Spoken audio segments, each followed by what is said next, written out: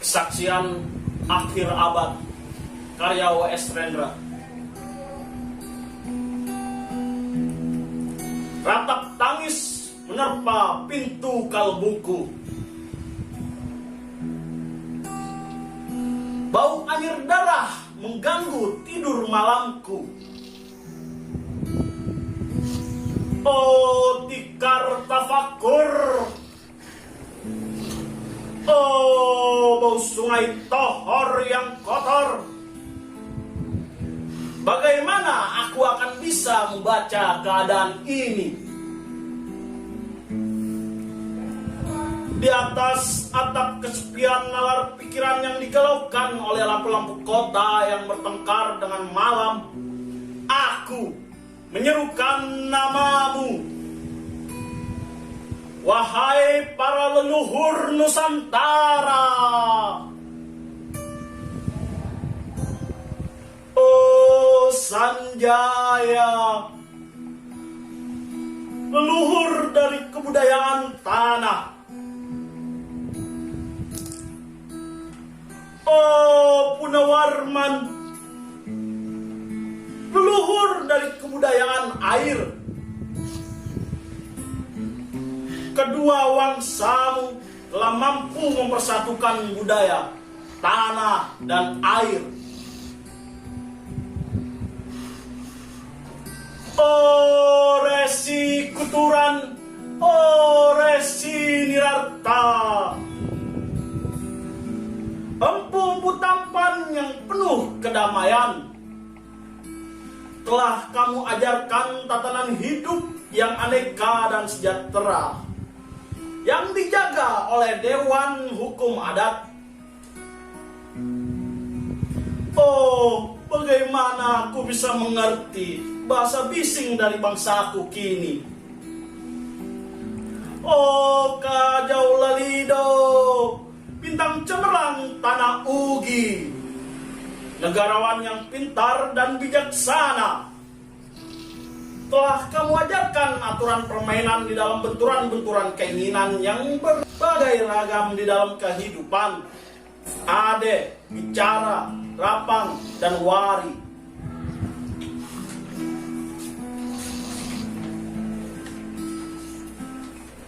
Oh, lihatlah wajah-wajah berdarah dan rahim yang diperkosa, muncul dari puing-puing tatanan hidup yang porak-poranda. Kekuasaan kekerasan berak berdahak di atas bendera kebangsaan.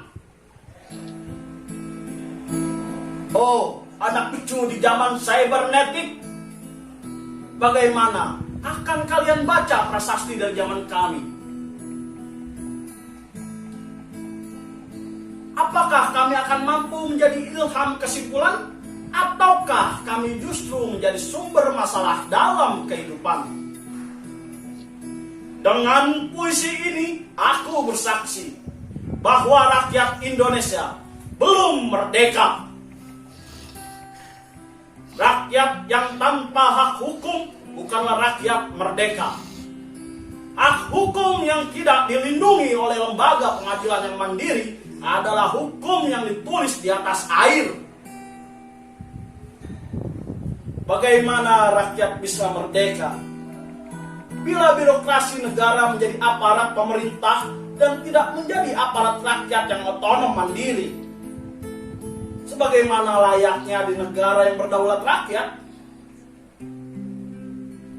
Bagaimana rakyat bisa merdeka bila hak pilih mereka dipasung? Tidak boleh memilih secara langsung camat mereka, bupati, wali kota, gubernur, dan jaksa tinggi mereka.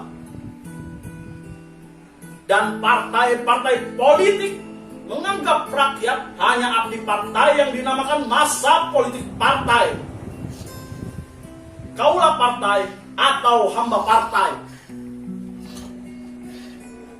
Bagaimana rakyat bisa merdeka bila pemerintah melecehkan perdagangan antar daerah dan mengembangkan merkantilisme dan les, sehingga rela menekan kesejahteraan buruh, petani, nelayan, guru, dan sendadu berpangkat rendah? Bagaimana rakyat bisa merdeka bila provinsi-provinsi sekadar menjadi tanah jajahan pemerintah pusat. Tidak boleh mengatur ekonominya sendiri, tatanan hidupnya sendiri, dan juga keamanannya sendiri. Ayam, serigala, macan, ataupun gajah, semuanya peka pada wilayahnya. Setiap orang juga ingin berdaulat di dalam rumah tangganya. Setiap penduduk ingin berdaulat di dalam kampungnya. Dan kehidupan berbangsa tidak perlu merusak daulat kedaerahan. Hasrat berbangsa adalah naluri rakyat untuk menjalin ikatan daya cipta suku yang penuh keanekaan kehidupan dan memaklumkan wilayah pergaulan yang lebih luas untuk merdeka bersama. Tetapi lihatlah selubung kabut saat ini. Penjajahan tatanan uang, penjajahan modal, penjajahan kekerasan senjata, dan penjajahan oleh partai-partai politik masih merajalela di dalam negara. Dengan puisi ini aku bersaksi bahwa sampai saat puisi ini aku tanda tangani, para elit politik yang berkedudukan tinggi ataupun yang masih di jalan tidak pernah memperjuangkan sarana-sarana kemerdekaan rakyat. Mereka hanya rusuh dan gaduh memperjuangkan kedaulatan golongan dan partainya sendiri. Mereka hanya bergulat untuk posisi sendiri. Mereka tidak peduli dengan posisi rakyat, tidak peduli pada posisi hukum, posisi polisi, ataupun posisi birokrasi. Dengan picik, mereka akan mendaur ulang malapetaka bangsa dan negara yang telah terjadi. Oh Indonesia, Indonesia, negara yang kehilangan makna. Rakyat sudah dirusak atas tatanan hidupnya, berarti sudah dirusak pula kemanusiaannya. Maka sekarang negara tinggal menjadi peta. Itu pun peta yang lusuh dan hampir sobek pula. Pedangkalan kehidupan bangsa telah terjadi. Tata nilai rancu, dusta, pencurian, penjarahan, dan kekerasan halal. Manusia sekedar semak belukar yang gampang dikacau dan dibakar. Paket-paket pikiran murah dijajakan, penalaran amarah yang salah mendorong rakyat terpecah belah. Negara tak mungkin diutuhkan tanpa rakyatnya dimanusiakan. Dan manusia tak mungkin menjadi manusia tanpa dihidupkan hati nuraninya.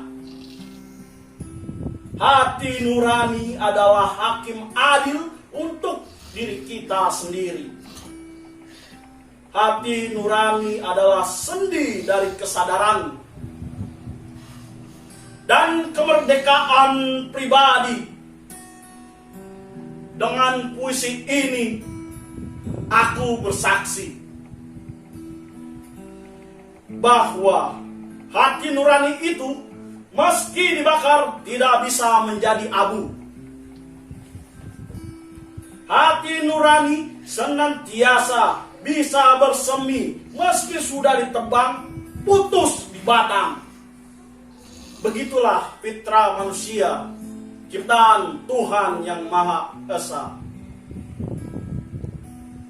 Candi Ceto, 31 Desember 1999, Balikpapan 6 November tahun 2000. Terima kasih.